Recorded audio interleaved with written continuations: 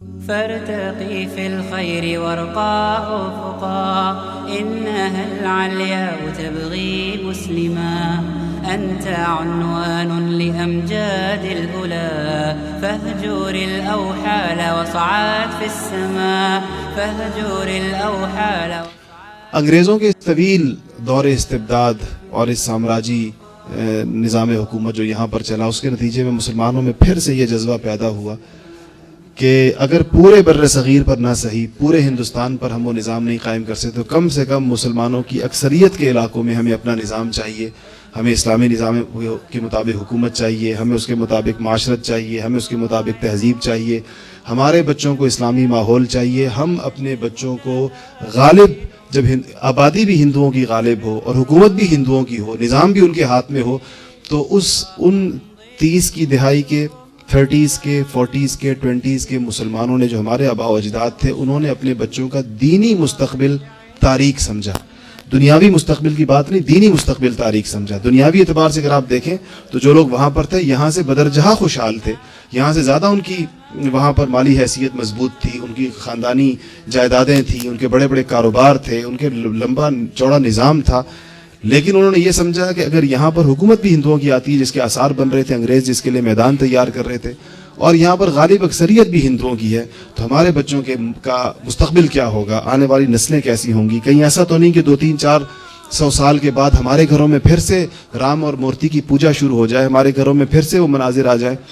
جو آج ہندوستان میں جس کے مسائل پیدا ہو رہے ہیں. تو اس موقع پر مسلمانان ہند کی ایک بڑی تعداد نے، خصوصاً جو ان خطوں کے رہنے والے تھے یا جو وہاں پر تھے اور اپنے بچوں کی دین کے بارے میں، انہوں نے یہ فیصلہ کیا کہ ایک الگ اسلامی ریاست ہمیں چاہیے،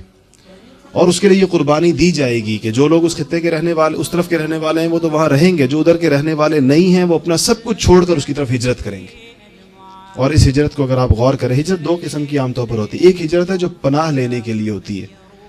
کہ ایک آدمی ایک جگہ پر اس کے لیے عرصہ حیات تنگ ہو جاتا ہے تو وہ پناہ لینے کے لیے دوسرے خطے میں کچھ عارضی وقت کے لیے چلا جاتا ہے، اس خیال سے کہ جب یہاں کے حالات بہتر ہو جائیں گے تو واپس آ جائیں گے. ایک ہجرت ہمیشہ کے لیے دین کے لیے اپنے وطن کو چھوڑ دیا جاتا ہے، اگلے خطے کو وطن بنا لیا جاتا ہے کہ وہاں اپنا دین محفوظ محسوس ہوتا ہے انسان کو. جیسے مدینہ منورہ کی ہجرت ہوئی تھی، صحابہ کرام اپنے دین کی حفاظت کے لیے مکہ مکرمہ کو چھوڑ کے مدینہ منورہ چلے گئے. ایک حبشہ کی طرف ہجرت ہوئی تھی جہاں سے واپسی ہو گئی تھی، ایک مدینہ منورہ کی طرف ہجرت ہوئی جہاں سے واپسی پھر نہیں ہوئی بلکہ وہ وہیں پر رہ گئے. آج ان مہاجرین کی قبور سب کی مدینہ منورہ کے اندر ہے. پاکستان کی جانب ہونے والے ہجرت کی مشابہت اس ہجرت مدینہ کے ساتھ بہت زیادہ ہے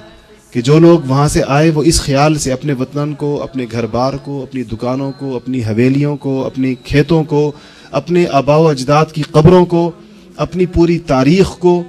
اس خیال سے چھوڑ کر آئے کہ ہم یہ ساری قربانی دیں گے اس قیمت کے اوپر کہ ہم اس خطے کی طرف جا رہے ہیں جہاں پر ہمارے بچوں کا دین محفوظ ہوگا. اور وہ واقعات ابھی لوگوں کو نہیں بھولے،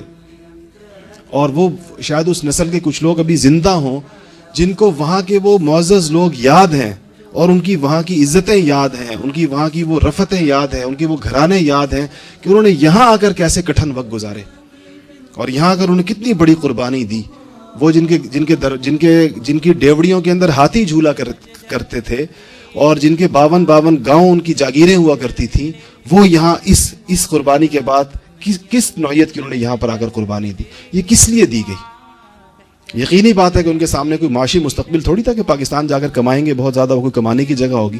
یا پاکستان جائیں گے تو وہاں میں بڑے بڑے گاؤں مل جائیں گے، اگر یہاں پر ہمارے 52 گاؤں ہیں تو وہاں کو 110 مل جائیں گے. یہ چیزیں تو پیش نظر نہیں تھی. صرف یہ پیش نظر تھا کہ ہم ایک ایسی مبارک سرزمین کی طرف جا رہے ہیں جہاں پر اللہ کا نظام ہوگا، جہاں پر قرآن کا نظام ہوگا، جہاں پر حضور اکرم صلی اللہ علیہ وسلم کے طریقے ہوں گے، اور یہ چیزیں وہاں پر اس خیال سے یہ سارا خطہ بنا.